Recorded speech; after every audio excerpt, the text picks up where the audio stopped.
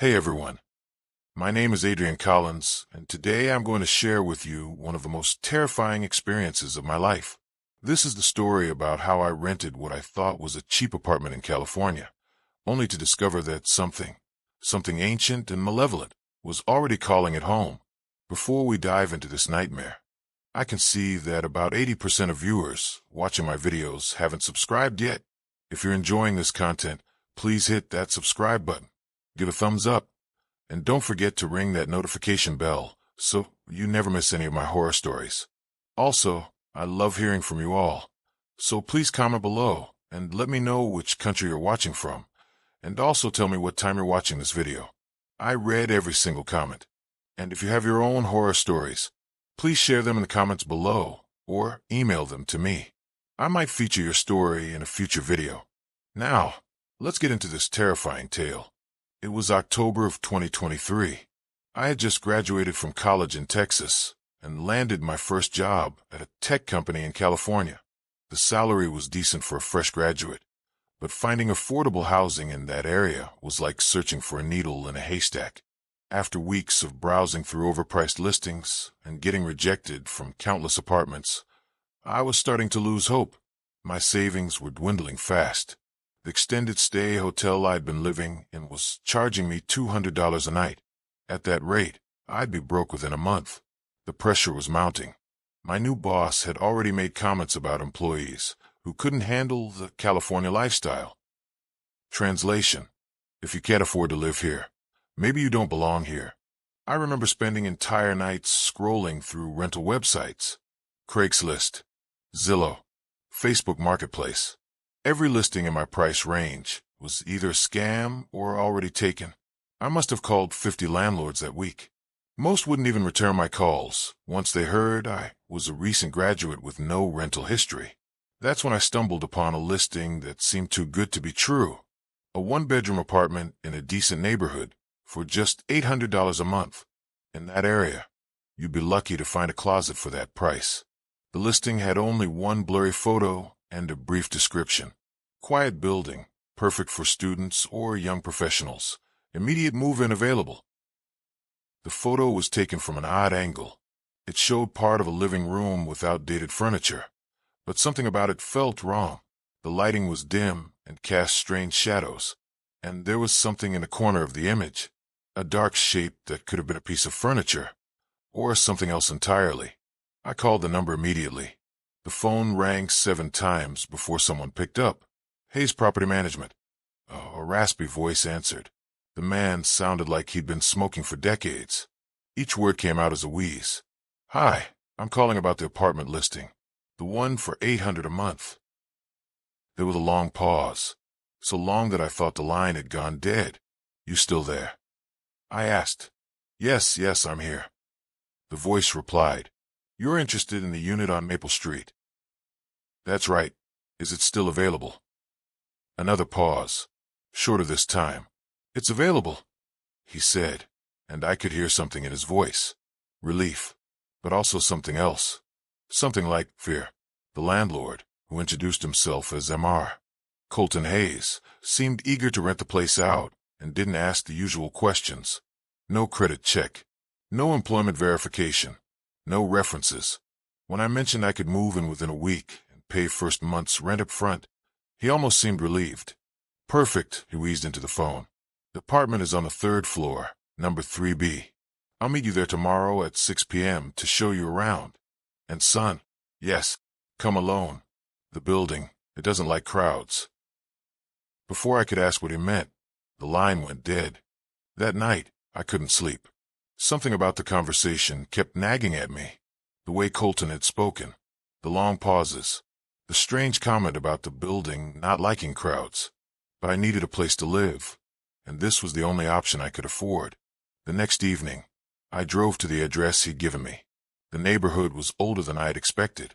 Most of the buildings looked like they'd been constructed in the 1940s or 1950s.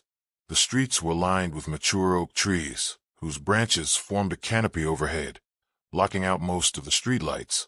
As I got closer to the address, I noticed something strange. The other buildings on the street looked well-maintained. Fresh paint, manicured lawns, lights in the windows. But as I approached 1247 Maple Street, everything seemed to change. The building was older than I had expected, probably built in the 1940s. The brick exterior was weathered and stained with what looked like water damage, but the stains formed patterns that reminded me of faces, twisted, anguished faces screaming silently from the walls. Several windows on different floors were boarded up with plywood that had warped and rotted over the years. It wasn't exactly the decent neighborhood the listing had described, but beggars can't be choosers, right? But that wasn't the strangest part. The strangest part was the silence. Despite being on a busy street, there was no sound coming from the building, no traffic noise, no voices, no television or radio, just silence, the kind of oppressive silence that makes your ears ring. Even the trees around the building looked different. While the oaks on the rest of the street were full and green, the ones near 1247 Maple Street were bare and twisted, their branches reaching toward the building like skeletal fingers. Colton was waiting for me in the lobby. He was a tall, gaunt man in his 60s with hollow cheeks and deep-set eyes that seemed to look right through you. His skin had a yellowish pallor, like old parchment. His hands were thin and bony, with long fingers that ended in yellowed nails. When he shook my hand, his grip was cold and clammy, like shaking hands with a corpse. "You're Adrian, right?" he said, though it sounded more like a statement than a question. His voice echoed strangely in the empty lobby. "Come on, let's get this over with." The lobby itself was a study in decay. The walls were covered in faded wallpaper that might have been elegant once, but now hung in strips. The floor was covered in cracked linoleum that hadn't been cleaned in years. In one corner sat an old pay phone that looked like it hadn't worked since the 1980s. The phone booth's glass was spiderwebbed with cracks. But what caught my attention most was the wall of mailboxes. Most of them had names on them, but many of the names had been scratched out, violently, like someone had taken a key or a knife and gouged the metal until the names were unreadable. And apartment 3B, my apartment, the nameplate was completely blank. Not just empty blank, like it had been scraped clean. "How long has 3B been vacant?" I asked as we walked toward the elevator. Colton's step faltered. "Not long. The previous tenant, she moved out suddenly." Family emergency," he said quickly, cutting me off. "Nothing you need to worry about." We rode the creaky elevator to the third floor in silence. The elevator car was small and cramped, with wood paneling that had warped over the years. The fluorescent light overhead flickered intermittently, casting our shadows in odd directions. I noticed that Colton kept glancing up at the ceiling of the elevator car, as if he was listening for something. "Everything okay?" I asked. "Fine," he muttered. "Just old building. Makes noises."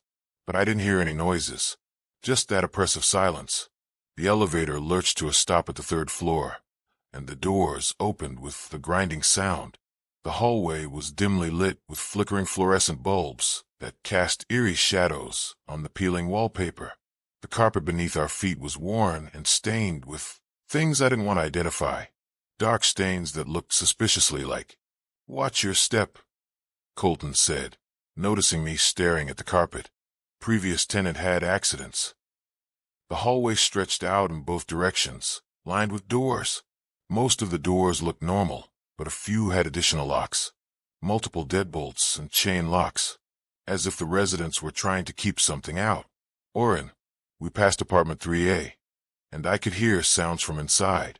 Not normal sounds like television or conversation, but whispers, urgent, frantic whispers, like someone was having an argument in hushed tones.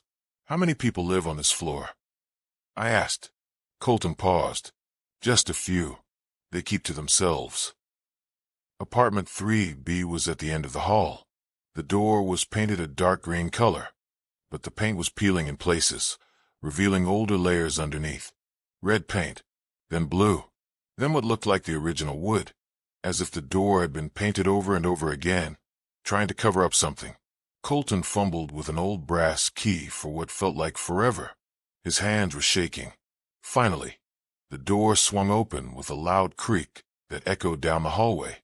The apartment was adequate, The living room was small but functional, with hardwood floors that had seen better days. The boards were warped and stained, and several were loose. The kitchen was outdated but clean. The bedroom was just big enough for a bed and a dresser. But what struck me most was how cold it was inside. Despite it being a warm October evening, the apartment felt like a walk-in freezer. My breath was visible in small puffs as I spoke. "He doesn't work too well," Colton muttered when he noticed me shivering. "But hey, you'll save on air conditioning in the summer." As we walked through the apartment, I noticed something odd. There were no personal belongings left behind, but there were indentations in the carpet, like furniture had been there for years and then suddenly removed. Heavy furniture. The indentations were deep and permanent, and they were arranged in a strange pattern, not the typical layout you'd expect in a living room. The walls had lighter patches where pictures had hung, but these weren't normal picture outlines. Some of them were huge, wall-sized, and others were tiny, clustered together like a shrine. It looked like someone had lived there for a long time and then vanished overnight. In the bedroom, I found something even stranger. Scratches on a hardwood floor. Deep gouges that formed what looked like words, but I couldn't make them out. They'd been scratched over and over until they were just chaotic lines. "What happened to the previous tenant?" I asked, running my finger along one of the scratches. Colton's face darkened. His already pale complexion went ashen. "They moved out suddenly. Family emergency." "These scratches. Movers," he said quickly. "Careless movers. Dragged furniture across the floor." But the scratches didn't look like they'd been made by furniture. They looked like they'd been made by fingernails. Human fingernails. Clawing desperately at the wood. Something in his tone told me not to press further. The rent was too good to pass up, and I needed a place to live. I told him I'd take it. "Excellent," he said, but there was no joy in his voice. If anything, he looked guilty. "First month's rent, security deposit, and I'll need you to sign this lease agreement." He produced a yellowed piece of paper that looked like it had been photocopied dozens of times. The text was faded and hard to read in places. The terms seemed standard at first glance, but as I read more carefully, I noticed some odd clauses. Tenant agrees not to make any structural modifications to the apartment. Tenant agrees not to investigate any unusual sounds or disturbances. Tenant acknowledges that the building has a rich history and agrees not to research its past. Tenant will not attempt to access any sealed or restricted areas of the building. Tenant agrees not to communicate with or assist any entities that may be present on the premises. That last clause made me pause. Entities. Colton snatched the lease from my hands. Just legal jargon, covering all bases. You know how lawyers are. But I had seen what I had seen. The word entities was definitely there, and it wasn't typed. It was handwritten in different ink, like it had been added later. I thought these clauses were strange, but I was desperate. My hotel bill was due in 2 days, and I didn't have anywhere else to go. I signed the lease, handed over the money, and Colton gave me 2 keys, one for the apartment door and one for the building entrance. Both keys were old, much older than they should have been. The metal was tarnished and worn smooth, and they were both marked with the same symbol. A strange symbol that looked like a cross combined with some kind of ancient script. "One more thing," he said as he handed me the keys. His voice dropped to almost a whisper. His eyes darted nervously around the apartment. "You might hear things at night. Just ignore them. Don't investigate. Don't ask questions. And whatever you do, don't go into the basement." "What kind of things?" "Old building," he said, but his voice was shaking. "Pipes. Settling. You know. And the basement. Storage area. Dangerous. Old equipment. You could get hurt." Before I could ask more questions, he was already walking toward the elevator. His pace was quick, like he couldn't wait to get out of there. The doors closed behind him, and I was alone in my new home. The silence was immediate and oppressive. It wasn't just quiet. It was as if sound itself was being absorbed by the walls. I called out hello, just to test the acoustics, and my voice seemed to die just a few feet from my mouth. I spent the rest of that evening exploring my new apartment more thoroughly. The living room had two windows that faced the street, but the glass was so old and warped that everything outside looked distorted. The kitchen had all the basic appliances, but when I turned on the faucet, the water came out rusty at first, and it had a strange smell. Metallic, like blood. The bathroom was small but functional. The mirror above the sink was cracked in several places, creating a spider web pattern that made my reflection look fragmented. The shower had low water pressure, and the drain made strange gurgling sounds even when the water wasn't running. But it was the bedroom that bothered me most. Not just the scratches on the floor, but the overall feeling of the room. It felt watched, like invisible eyes were following my every movement. The closet door wouldn't stay closed properly. Every time I shut it, it would slowly creak open again. And there was something else. A smell. Faint but persistent. Like flowers. Old rotting flowers. The smell of funeral arrangements that had been left too long. I moved in the following weekend. It didn't take long since I didn't have much. Just some clothes, my laptop, a mattress, and a few basic necessities. My friends from college had offered to help me move, but something about Colton's warning made me decide to do it alone. The building doesn't like crowds, he had said. Moving in during the day was an entirely different experience than viewing the apartment at night. Sunlight streamed through the windows, making everything seem brighter and more welcoming. The scratches on the bedroom floor were barely visible. The stains on the carpet looked like normal wear and tear. Even the smell of rotting flowers seemed to fade. Maybe Colton's ominous warnings had been an attempt to scare me into being a quiet tenant. Maybe the previous tenant really had moved out because of family emergency. Maybe I was just being paranoid. I spent that first day arranging my few belongings and trying to make the place feel like home. I set up my laptop on a small table in the living room, hung a few posters on the walls, put my clothes in the bedroom dresser. But as evening approached, things began to change. The temperature in the apartment dropped noticeably as the sun went down. I could see my breath again. The shadows grew longer and seemed to move independently of their sources. The smell of rotting flowers returned, stronger than before. And then there were the sounds. It started subtly. A gentle tapping sound from somewhere in the walls. Rhythmic, like Morse code. Then came the creaking. Not just the normal settling sounds of an old building, but deliberate creaking, like footsteps on old floorboards. I tried to convince myself it was just the building's heating system kicking in, or pipes expanding and contracting, but the sound seemed too purposeful, too intelligent. The first few nights were manageable. Sure, the building was old and made unusual sounds, but nothing out of the ordinary. I was starting to think I'd struck gold with this place. The rent was affordable. The location was convenient for work. And once I got used to the quirks of an older building, it might actually be quite charming. That all changed on my fourth night there. I was lying in bed, scrolling through my phone, when I heard it. Footsteps. Heavy, deliberate footsteps coming from directly above me, which was odd because I was on the third floor, and I was pretty sure there was no fourth floor. The footsteps moved slowly across what would be my bedroom ceiling. Back and forth, like someone pacing. But it wasn't random pacing. It was purposeful, methodical, like someone was following a specific path. I checked the time. 3:17 a.m. The pacing continued for exactly 23 minutes. I know because I timed it. At 3:40 a.m., the footsteps stopped abruptly. Then came another sound, dragging, like something heavy being pulled across the floor. This continued for another 10 minutes before everything went silent.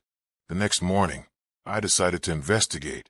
I took the elevator to what I thought would be the fourth floor, but the button for floor 4 was missing. There was a gap between the buttons for 3 and 5, like the fourth floor had been deliberately omitted. I tried the stairs instead. The stairwell was dimly lit and smelled of mold and decay. I climbed up from the third floor, counting steps, but when I reached where the fourth floor should be, there was just a blank wall. No door, no landing, just concrete and steel. I asked the elderly woman who lived in 3A about it. Her name was Vivian, and she'd lived in the building for over 30 years. She was a tiny woman with silver hair and kind eyes. But when I mentioned the fourth floor, her entire demeanor changed. "Fourth floor," she said, her voice barely above a whisper. She looked around nervously, as if afraid someone might overhear. "There's no fourth floor, dear. There used to be, but it was sealed off years ago." "What?" I asked. Her eyes darted nervously around the hallway. She motioned for me to step closer. "Some things are better left undisturbed. You seem like a nice young man. Take my advice and don't ask questions about things that don't concern you." But I'm hearing sounds, footsteps, from directly above my apartment. Vivian's face went pale. "What kind of sounds?" I described the pacing, the dragging, the precise timing. She was quiet for a long moment. When she finally spoke, her voice was trembling. That's exactly what Margaret used to say, and James before her, and Susan before him." "Who are they?" "Previous tenants. Apartment 3B. They all heard the same things. The pacing, the dragging. They all asked the same questions." "What happened to them?" Vivian's eyes filled with tears. "They're gone. All of them. They started hearing the sounds. Then they started seeing things. Then they started talking to... And then what? They became part of it," she whispered. "Part of whatever is up there." That night, the sounds returned. But this time they were different. More intense. More personal.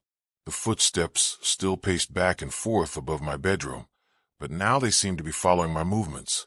When I walked to the kitchen, the footsteps moved in that direction. When I returned to the bedroom, they followed. And then came the dragging sound. But this time, I could tell what was being dragged. Furniture. Heavy pieces of furniture. Moving slowly and deliberately. A dresser. A bed. A desk. Like someone was rearranging a room directly above me. The sounds continued for hours. 3.5 hours, to be exact. From 3:17 a.m. to 6:47 a.m. And during that entire time, I felt like I was being watched. Not from above, but from within my own apartment. Like invisible eyes were studying my every reaction. On the 6th night, things escalated. I was awakened not by footsteps, but by what sounded like voices. Muffled conversations coming through the ceiling. I couldn't make out words at first, but there were definitely multiple voices. A man and a woman, having what sounded like an argument. I pressed a glass against the ceiling and put my ear to it. An old trick I'd learned for eavesdropping. The voices became clearer. "You can't keep doing this." A woman's voice. Young. Frightened. "I have to." A man's voice. Older. Angry. "You don't understand. Please. I'm begging you." "It's too late. It's been too late for so long." The argument grew louder and more intense. I could hear the woman crying. Then came sounds of a struggle. Furniture overturning. Something glass breaking. The woman screaming.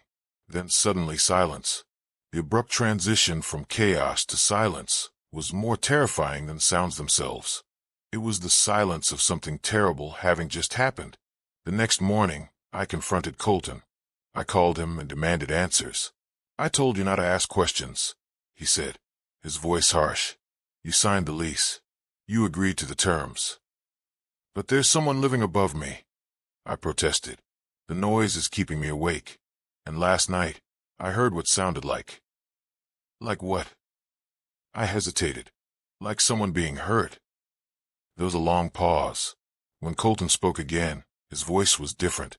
Sadder. More defeated. "There's no one above you," he said firmly. "The fourth floor doesn't exist. Never has." Then explained the voices. "Old building. Sounds scary. Maybe it's from another apartment." "Which apartment?" "I've walked the whole 3rd floor. There are only 4 units, and mine is at the end of the hall." He hung up on me. That evening, I decided to do some research. Despite the clause in my lease agreement, I needed to know what I was dealing with. I spent hours online, digging through old newspaper archives, city records, and historical documents. What I found made my blood run cold.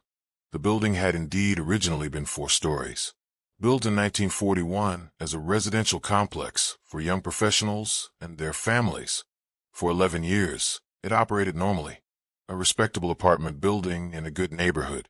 But in 1952, a tragedy had occurred on the fourth floor. A young couple, Marcus and Lila Whitmore, had lived in apartment 4B, directly above what was now my apartment. Marcus Whitmore had been a decorated soldier who served in World War II and then the Korean War. According to military records, he had been wounded in action multiple times and had received treatment for what they called battle fatigue in those days, what we would now recognize as severe PTSD. Lila had been his high school sweetheart. They had married in 1948. During a brief leave between his deployments, she had waited for him while he served overseas, working as a secretary at a local law firm and living in apartment 4B. The newspaper reports from October 1952 painted a horrific picture. According to neighbors, Marcus had been struggling since returning from Korea. He was paranoid, violent, and increasingly unstable. Lila had confided to friends that she was afraid of him, that he had threatened her multiple times. But in those days, domestic violence wasn't taken as seriously as it should have been. On October 15, 1952, neighbors heard shouting and crying from apartment 4B. Multiple witnesses reported hearing Lila screaming for help, then sounds of a violent struggle, then silence. When police arrived the next morning, they found Lila dead in the bedroom, multiple stab wounds. The crime scene was described as particularly brutal in the police report. Blood was everywhere. On the walls, the ceiling, the floor. The furniture had been overturned and smashed. Marcus was found 3 days later in the same apartment. He had hanged himself from the light fixture in the living room. His suicide note was brief. I couldn't stop myself. The voices told me to do it. I'm sorry. I'm so sorry. But here's where the story gets even more disturbing. After the murder-suicide, other tenants in the building began reporting strange occurrences. Footsteps from the fourth floor, arguments and crying, furniture moving. The building's owner at the time tried to rent out apartment 4B, but no tenant stayed longer than a few weeks. They all reported the same phenomena, the sounds of a struggle replaying night after night, Lila's screams echoing through the walls, Marcus's heavy footsteps pacing back and forth. But the activity wasn't contained to 4B. The apartment directly below it, 3B, was also affected. Tenants reported hearing the sounds from above, feeling watched, finding their belongings moved or rearranged. The disturbances became so frequent and so terrifying that tenants began moving out, not just from 4B and 3B, but from the entire building. Word spread throughout the neighborhood. The building gained a reputation as being haunted. By 1955, the building was nearly empty. The owner was facing bankruptcy. That's when he made the decision to seal off the fourth floor entirely. They removed the elevator button, locked the stairway access with concrete, and officially pretended the fourth floor didn't exist. The city records were altered. The building was reclassified as a 3-story structure. The mailboxes for the fourth floor were removed. It was as if those apartments had never existed. But sealing off the floor didn't stop the disturbances. If anything, it made them worse. I found a newspaper article from 1957 that described how the building had gained a reputation throughout the city for being haunted. Tenants reported seeing apparitions, hearing voices, and experiencing what they described as malevolent presences. The article mentioned that apartment 3B, my apartment, was particularly affected. Over the years, dozens of tenants had lived there, but none stayed longer than a few months. They all reported the same things. Footsteps above, voices arguing, and an overwhelming feeling of being watched. Some tenants reported more extreme experiences, objects moving on their own, scratches appearing on the walls overnight, the smell of blood and decay, nightmares so vivid and terrifying that they would wake up screaming. One tenant, a young woman named Elizabeth Crane, had lived in 3B for only 3 weeks in 1963. Her diary, which was found after she disappeared, described escalating paranormal activity. Day 1. Moved in today. The apartment is cheap but nice. Can't believe my luck. Day 3. Hearing sounds from upstairs at night. Landlord says it's just an old building. Day 5. The sounds are getting louder. It sounds like people arguing. A man and woman. They seem so angry. I can make out words now. She's begging him to stop. He's screaming at her. It goes on for hours. Day 12. Saw something today. A shadow moving past the window upstairs. But there's no upstairs. The building only has 3 floors. Day 15. They know I'm listening. The voices stopped mid-argument when I pressed my ear to the ceiling. Then I heard footsteps directly above me, following me as I moved around the apartment. Day 18. Things in my apartment are moving. I left a cup on the kitchen counter this morning. When I came home, it was in the bedroom, on the nightstand, with water still in it. Day 21. I think they want me to come upstairs. I found a key under my pillow this morning. An old brass key. It's not mine. Where did it come from? The diary entries ended there. Elizabeth Crane was reported missing 2 days later. Her apartment was found empty. All her belongings were still there, but she was gone. The police investigation turned up nothing. No signs of struggle. No indication of where she might have gone. But the strangest part was that neighbors reported seeing a light in apartment 4B the night she disappeared. A light that shouldn't have been possible, since the 4th floor had been sealed off for years. Now I understood why the rent was so cheap, and why Colton had been so eager to rent it out, and why he looked so guilty when I signed the lease. But understanding the history didn't make living there any easier.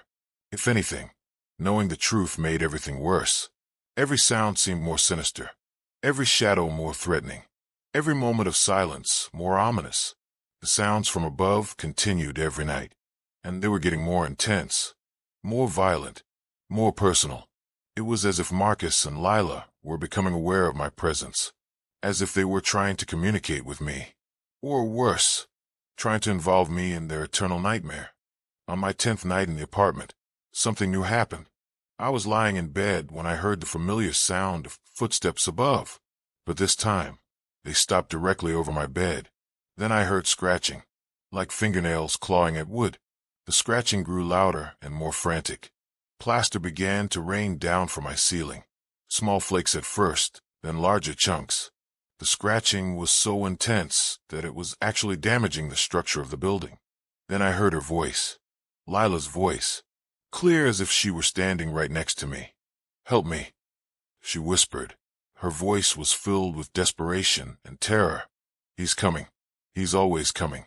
Every night, for 70 years. Help me." I sat bolt upright in bed, my heart pounding. The scratching stopped. Then I heard heavy footsteps. Marcus's footsteps, moving toward where Lila's voice had come from. "You can't hide from me." A man's voice growled from above. The voice was filled with rage and madness. "You can never hide from me. I'll find you. I always find you." Then came the sounds of a struggle. Furniture overturning, Lila screaming, glass breaking. The same scene playing out night after night, for over 70 years.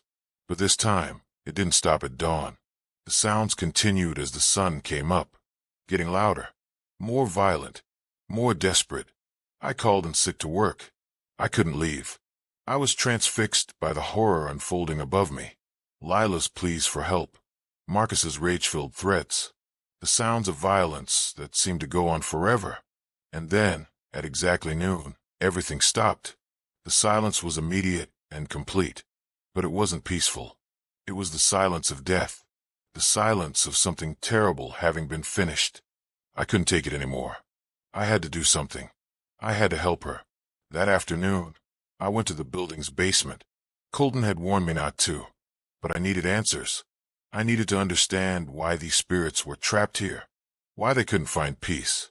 The basement was accessed through a door near the building's main entrance. The door was painted the same dark green as my apartment door, and it had the same multiple layers of paint, as if it too had been painted over repeatedly. The basement staircase was narrow and steep. The walls were bare concrete, stained with moisture and what looked like rust. But as I descended, I realized the stains weren't rust. They were too dark, too organic. They looked like blood. The basement itself was a maze of old storage rooms and maintenance areas. Most of it was in darkness, lit only by a few bare bulbs hanging from the ceiling. The air was thick and humid, with that same smell of rotting flowers I'd noticed in my apartment. I wandered through the concrete corridors, looking for anything that might explain the hauntings. Most of the storage rooms were empty except for old furniture covered in sheets. But as I explored deeper, I began to find more disturbing things. In one room, I found dozens of suitcases. Old suitcases covered in dust and cobwebs. They were arranged in neat rows, like they were waiting for their owners to return. I opened one of them. It was full of women's clothing from the 1950s. Another contained men's clothes. Another had children's toys. In another room, I found stacks of newspapers, all from October 1952, all with headlines about the Whitmore murder-suicide. But these weren't just random newspapers. These were personal copies, clipped and saved, highlighted and annotated, as if someone had been obsessively studying the case for decades. That's when I found it. Hidden behind a stack of old furniture in the deepest part of the basement was a door, an old wooden door with 4B painted on it in faded black letters. This was impossible. The fourth floor was 3 stories above me. How could there be a door to 4B in the basement? The door was slightly ajar. Cold air was seeping through the crack. Air so cold it made the rest of the basement feel warm. I knew I shouldn't, but I had to look. I pushed the door open and stepped inside. Well, I found defied all logic and reason. I was standing in apartment 4B, the same layout as my apartment below, but from the 1950s. The furniture was exactly as it would have been when Marcus and Lila lived here. A small sofa with floral upholstery, a wooden coffee table, a kitchen with white metal cabinets. Everything was preserved as if frozen in time. But the preservation wasn't natural. Everything was covered in a thin layer of what looked like ice. Not frost. Actual ice. The temperature in this impossible room was below freezing. My breath came out in thick clouds as I stepped further inside. The living room looked normal at first glance, but as my eyes adjusted to the dim light, I began to notice the details. Dark stains on the floral sofa, scratches gouged deep into the wooden coffee table, and on the walls, handprints. Bloody handprints. Small, delicate ones that could only belong to a woman. I followed the trail of handprints toward the bedroom. Each print told a story of desperation, of someone trying to escape, clawing at the walls, leaving behind evidence of their terror. The bedroom door was closed. I could hear something from behind it. Soft sobbing. A woman crying. Lila.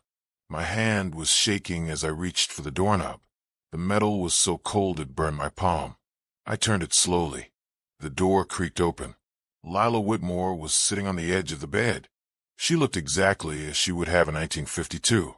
A young woman in her early 20s, with dark hair styled in victory rolls.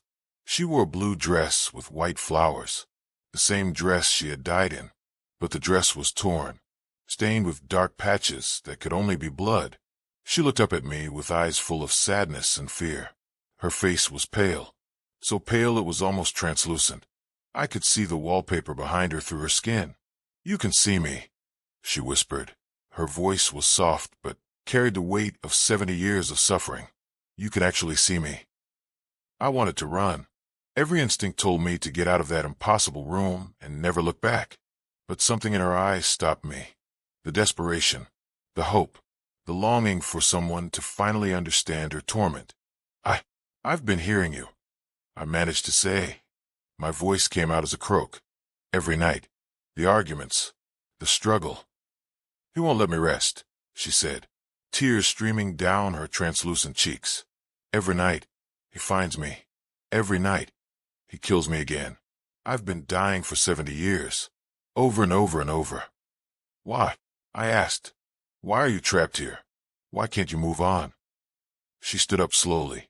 Her movements were graceful but otherworldly, like she was floating rather than walking. "Because he won't let me go. His rage, his guilt, it's keeping us both here, binding us to this place, to this moment." "Where is he now?" Her eyes widened with terror. "Coming. He's always coming. You have to help me. You have to break the cycle. You're the first person who's been able to see me, the first person who might be able to help." "How? How can I help?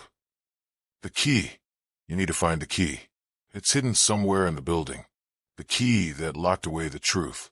If you can find it, if you can unlock what was sealed away, maybe I can finally find peace. That's when I heard it. Heavy footsteps in the hallway outside. Slow, deliberate, getting closer. He's here, Lila whispered, her voice filled with panic. You have to go. Now, before he sees you. If he knows you can see us. If he knows you're trying to help me. What will he do? He'll make you part of it. Part of the cycle. You'll be trapped here just like us. The footsteps were getting closer. I could hear keys jingling. A man's voice muttering angrily. Go, she urged. Through the closet. There's another way out. But remember, find the key. It's the only way to end this. I ran to the bedroom closet, pushed aside the hanging clothes.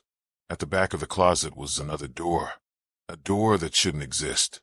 I opened it and found myself back in the basement, in the storage room where I'd started. The door to 4B was gone. Just a blank concrete wall. I ran up the basement stairs, 2 at a time, burst through the door into the lobby. Vivian was there, checking her mailbox. She took one look at my face and knew immediately what had happened. You went down there, she said. It wasn't a question. You found a room. How did you know? Because I did the same thing. 30 years ago, when I first moved in. I was young and curious and thought I could help her too. You've seen Lila. We've all seen her. Everyone who's lived here long enough. She appears to those of us who are sensitive to such things, always begging for help, always asking us to find the key. What key? What is she talking about?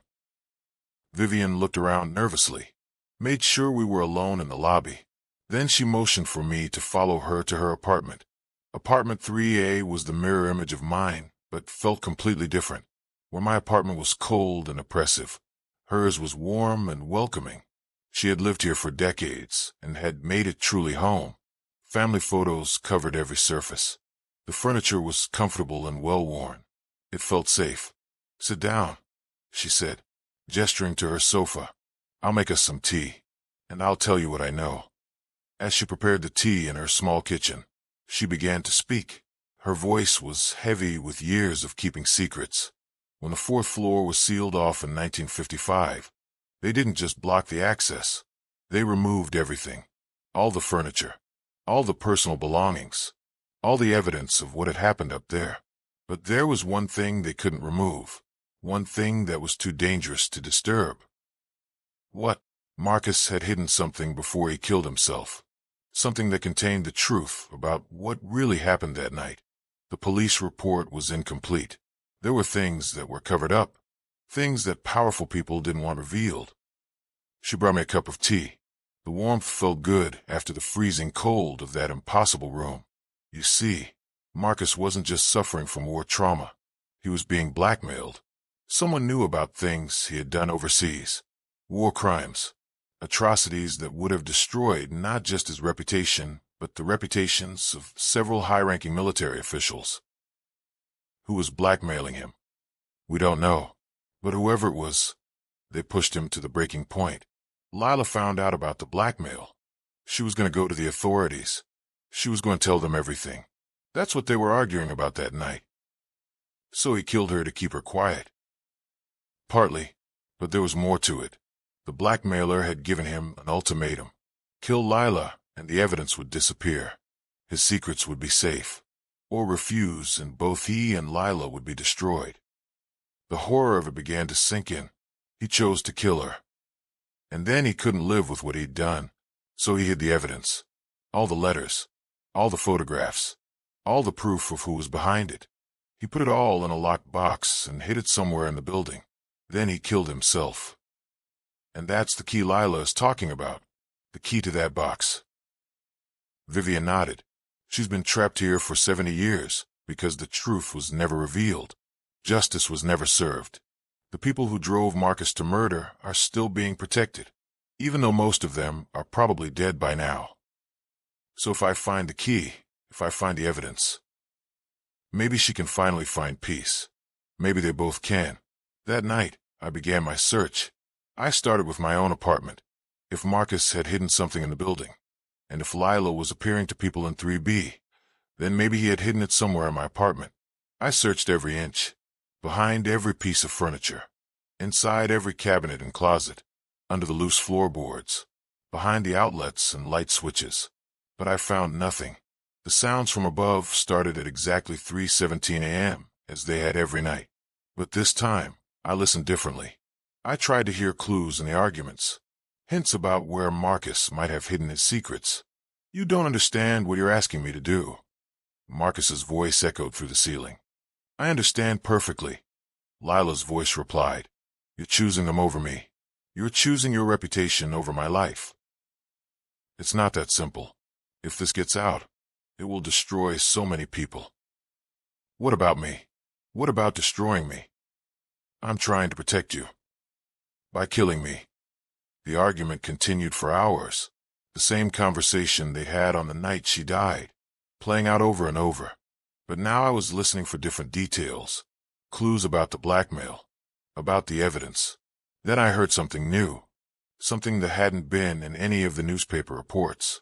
"I've hidden it all," Marcus said. "Every letter, every photograph, every piece of evidence. If anything happens to me, if I disappear, someone will find it. The truth will come out." "Where?" Lila's voice was desperate. "Where did you hide it?" "Somewhere they'll never think to look. Somewhere safe." The sounds of the struggle began again. Lila's screams, Marcus's rage. But now I understood. He had hidden the evidence before killing her. It was somewhere in this building, waiting to be found. Over the next several days, I expanded my search. I explored every public area of the building I could access. The lobby, the mailroom, the laundry room in the basement. I even convinced Vivian to let me search parts of her apartment. But I found nothing. That's when I realized the obvious place I hadn't looked. The place I'd been told specifically not to go. The sealed fourth floor. If there was access to that impossible room through the basement, then maybe there were other ways to reach the fourth floor. Ways that had been overlooked when the building was sealed. I spent hours studying the building's architecture, measuring the hallways, comparing the layouts of each floor. And that's when I discovered something interesting. The building had been constructed with the service elevator, a small freight elevator that ran from the basement to what had been the fourth floor. It was separate from the passenger elevator and had been used for moving furniture and supplies. The service elevator had been sealed off when the fourth floor was closed, but the shaft was still there. And if I could find a way into that shaft. It took me 3 days to find the service elevator. The door had been painted over so many times it looked like part of the wall. It was hidden in a maintenance corridor in the basement, the same corridor where I'd found the impossible door to 4B. The door was locked, but the lock was old, corroded. I was able to force it open with a screwdriver. Inside was a small elevator car, maybe 4 feet by 4 feet. It hadn't been used in decades. The cables looked rusty, but intact. The control panel was simple. Just buttons for B. 1, 2, 3, and 4. I pressed the button for 4. Nothing happened. I tried again. Still nothing. That's when I noticed something. A small keyhole next to the button for the 4th floor. This elevator required a key to access the sealed floor. I thought about Elizabeth Crane's diary. The entry about finding a key under her pillow. A key that wasn't hers. What if that key had been for this elevator? What if the spirits had been trying to help her find the evidence? I went back to my apartment and searched more thoroughly. This time, I wasn't looking for a box or a hiding place. I was looking for a key. A small brass key that would fit the service elevator. I found it taped to the underside of a loose floorboard in my bedroom. The same floorboard where the scratches were deepest. It was an old brass key, tarnished with age, but it had the same strange symbol on it as my apartment keys. That night, I waited until the sounds from above began. Then I slipped down to the basement, to the service elevator. I inserted the key and turned it. The elevator hummed to life. Lights flickered on. I pressed the button for 4.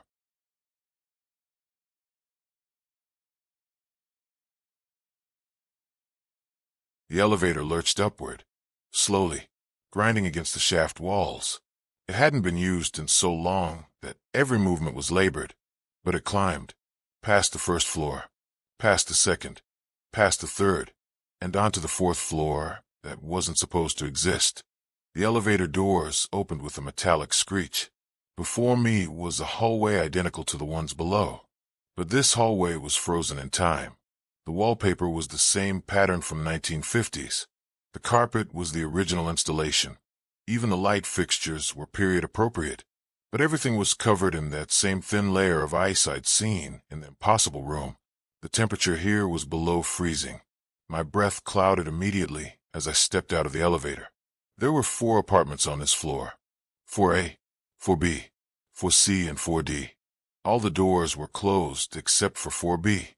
That door stood slightly ajar, cold air seeping through the gap. And from inside, I could hear them, Marcus and Lila, arguing, just as they had every night for 70 years. But I wasn't here for them.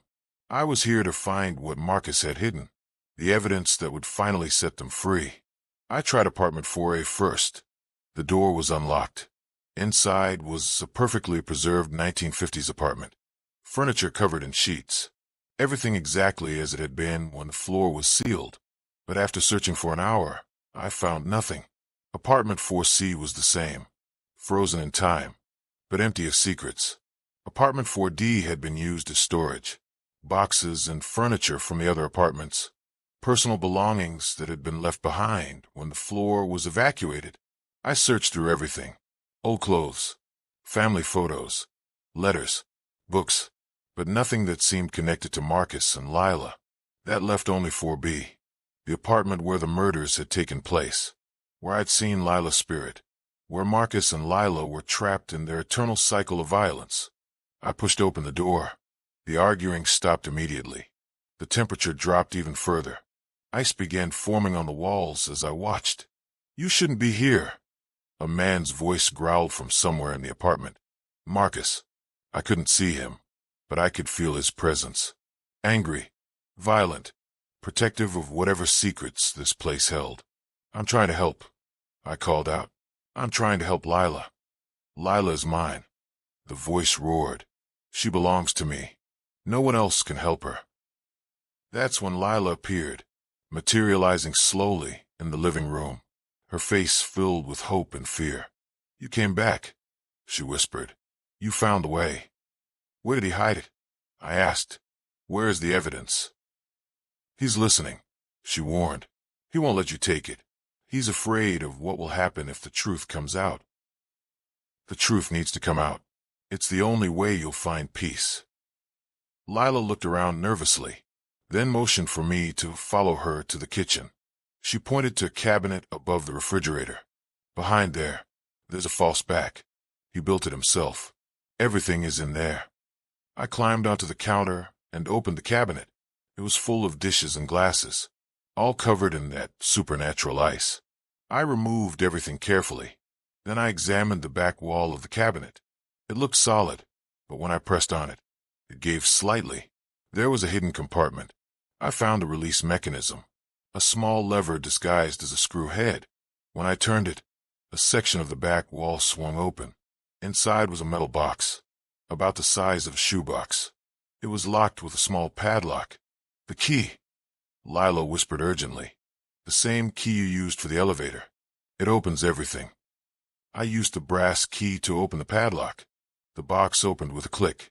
Inside were dozens of documents, letters, photographs, military records, and a handwritten confession in Marcus's writing. I began to read by the light of my phone.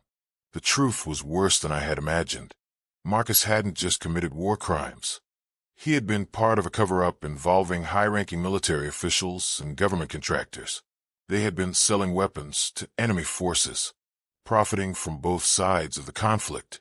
When Marcus discovered what was happening, he tried to report it, but instead of being praised for his whistleblowing, he was threatened. The blackmail had come from his own commanding officers.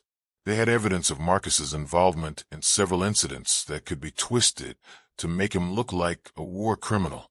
They threatened to court-martial him and destroy his life unless he kept quiet about their weapons dealing. But Lila had found the evidence.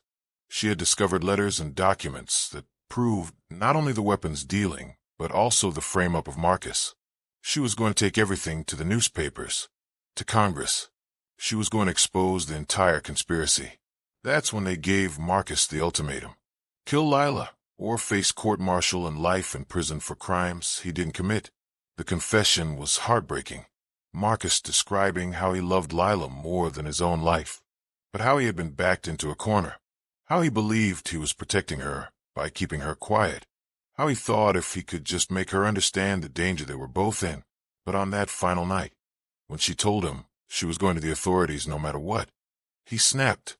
The war trauma, the blackmail, the impossible choice, it all broke him, and in his madness, he did exactly what his blackmailers had wanted him to do. The confession ended with a list of names: military officials, government contractors, congressmen, everyone who had been involved in the conspiracy, and a plea. Whoever finds this, please, make sure the truth comes out. Don't let Lila's death be meaningless. Don't let them win. As I finished reading, the temperature in the apartment began to rise. The ice on the walls started to melt, and I could feel a presence behind me. I turned around. Marcus was standing there. He looked exactly as he would have in 1952, a young man in his late 20s, tall and lean with dark hair and haunted eyes. He wore his army uniform, but it was torn and stained with blood. His face was pale and gaunt, the face of a man who had suffered beyond endurance. "You found it," he said. His voice was different now. Not angry, not violent, just tired, infinitely tired. "You've been protecting her, all these years," I said. He nodded slowly. "I thought if no one ever found the truth, if no one ever knew what I did, maybe she would be safe. Maybe they couldn't hurt her anymore. I didn't understand that I was the one hurting her, that my guilt was keeping her trapped here." Lila appeared beside him. For the first time, she didn't look afraid. She looked peaceful. "It's time," she said to him. "It's time to let go. The truth will come out now. Justice will be served. We can finally rest." Marcus looked at her, with eyes full of love and regret. "I'm so sorry," he whispered. "I'm so sorry for what I did to you, for what I put you through, for keeping you trapped here with my selfishness." "I forgive you," she said, taking his hand. "I've always forgiven you. I understood why you did it. I just needed the world to understand, too." They began to fade, becoming more and more translucent. But before they disappeared completely, Lila turned to me. "Thank you," she said, "for listening, for caring, for helping us find peace. Make sure people know the truth. Make sure our story is told." And then they were gone. The apartment was empty, but it no longer felt cold or threatening. It felt peaceful, like a great weight had been lifted. I took the box of evidence with me, back down in the service elevator, back to my apartment. I knew what I had to do. Over the next several weeks, I contacted historians, journalists, government officials. I shared Marcus's confession and all the evidence he had collected. Most of the people named in the documents were long dead, but their crimes were finally exposed. The truth came out. Justice, though delayed by 70 years, was finally served. The story made national news. World War II cover-up finally exposed. Soldier's confession reveals military corruption. Young couple's tragic death finally makes sense. But more importantly, the building changed. The oppressive atmosphere lifted. The supernatural cold disappeared. The sounds from the fourth floor stopped. Vivian told me that for the first time in 30 years, she was sleeping peacefully. Other long-term residents reported the same thing. The building felt normal, like it had been cleansed of whatever dark energy had been trapped there. I stayed in apartment 3B for another 6 months, not because I had to, but because I wanted to. The apartment was actually quite nice once the spirits found peace. The rent was still incredibly cheap, and I had grown attached to the place, and to Vivian, who had become like a grandmother to me. When I finally moved out to take a job in another state, Colton seemed genuinely surprised. Most tenants of 3B lasted only a few weeks. I had lasted almost a year. No problems. He asked when I gave him my notice. No complaints. "None at all," I said. "It's been very peaceful here." He looked confused. but relieved. For the first time in decades, he might actually be able to rent 3B to a normal tenant without guilt. Before I left, I visited the building one more time. I took the service elevator up to the 4th floor, but this time it felt different. The ice was gone. The oppressive cold was gone. The apartments were just empty rooms, waiting perhaps for new tenants someday. In apartment 4B, I left a small bouquet of flowers, white roses for Lila, and a letter, thanking them both for trusting me with their story, for allowing me to help them find peace. I never saw them again, but sometimes, late at night, I think I can still hear Lila's voice, not crying, not pleading for help, but laughing, happy, free, finally at rest after 70 years of torment. The building still stands at 1247 Maple Street. Vivian still lives there. In fact, she's become the unofficial building manager, helping new tenants settle in, sharing stories about the building's history, but not the scary stories. The story of how love and determination and willingness to seek truth can overcome even the darkest secrets. Apartment 3B is currently occupied by a young graduate student, a nice girl studying journalism at the local university. Vivian tells me she's doing a research project on unsolved crimes from the 1950s. I think Lila and Marcus would appreciate that. The 4th floor remains sealed. The city has decided to keep it that way, partly for historical preservation, partly because some secrets are better left undisturbed. But the service elevator still works. And sometimes, late at night, residents report seeing lights in the windows of the 4th floor. Not scary lights, warm lights, like someone has finally come home. As for me, I learned something valuable from my time at 1247 Maple Street. Sometimes the things we fear most aren't evil.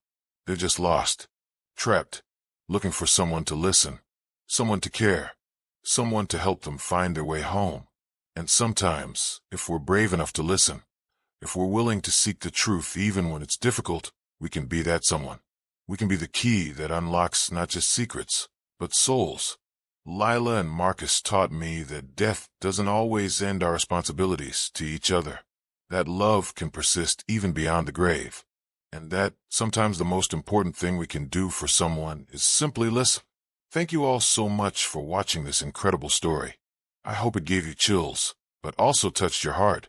The story of Lila and Marcus Whitmore is a reminder that behind every ghost story is a human story.